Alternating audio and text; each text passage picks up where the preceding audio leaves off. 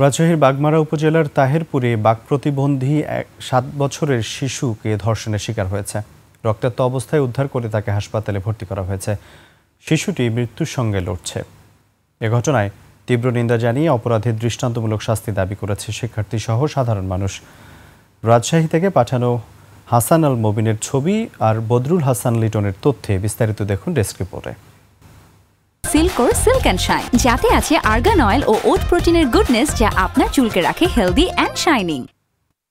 সোমবার রাত 11টার দিকে তাহিরপুর ডিগ্রি কলেজ গেট এলাকা থেকে রক্তাক্ত অবস্থায় উদ্ধার করা হয় বাক প্রতিবন্ধী শিশুটিকে।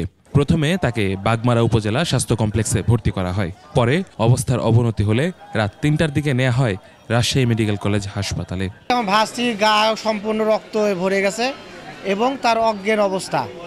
আমি পরে চোখে পানি টানি দিয়ে একটু জাগ্রত করার পরে ছাওয়ালটা বমি টমি করলো, ডিম বাড়াচ্ছিল এবং ডিমের সাথে তারি জাতীয় কিছু একটা গন্ধ বাড়াচ্ছিল। শিশুটিকে ওয়ান স্টপ ক্রাইসিস সেন্টারে চিকিৎসা দেওয়া হচ্ছে। তার শারীরিক অবস্থা নাজুক হওয়ায় নিবিড় পর্যবেক্ষণে রাখা হয়েছে। বাচ্চাটি প্রতিবন্ধী এবং শিশু, আমরা তার স্বাস্থ্যটাকে বেশি গুরুত্ব দিচ্ছি। তাকে আরও স্থিতিশীল করে পরবর্তীতে আরও যে আইনি প্রক্রিয়া থাকবে সেটি ওসিসির মাধ্যমে সম্পন্ন করা হবে। ঘটনার পর থেকেই এলাকায় চাঞ্চল্যের সৃষ্টি হয়েছে।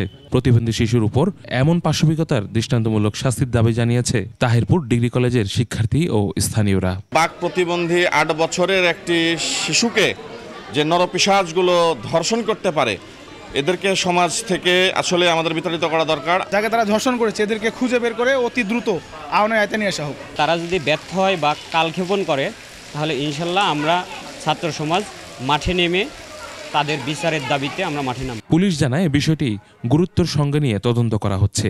পাশাপাশি অভিযুক্তকে শনাক্তের চেষ্টা চলছে। আসামিকে দ্রুততার সাথে গ্রেপ্তার করবার জন্য আমাদের অভিযান অব্যাহত রয়েছে। দ্রুততম সময়ের মধ্যে আমরা আসামিকে গ্রেপ্তার করতে পারব। তাহিরপুর পৌরসভার চকিরপাড়া মহল্লায় মর্মান্তিক এ ঘটনার পর থেকেই শিশু ও নারীদের নিরাপত্তা নিয়ে প্রশ্ন উঠেছে। অপরাধীকে গ্রেপ্তার ও দৃষ্টান্তমূলক শাস্তির দাবি জানিয়েছে স্থানীয়রা। ইউসুফ হাসান নাইম, 21 টেলিভিশন।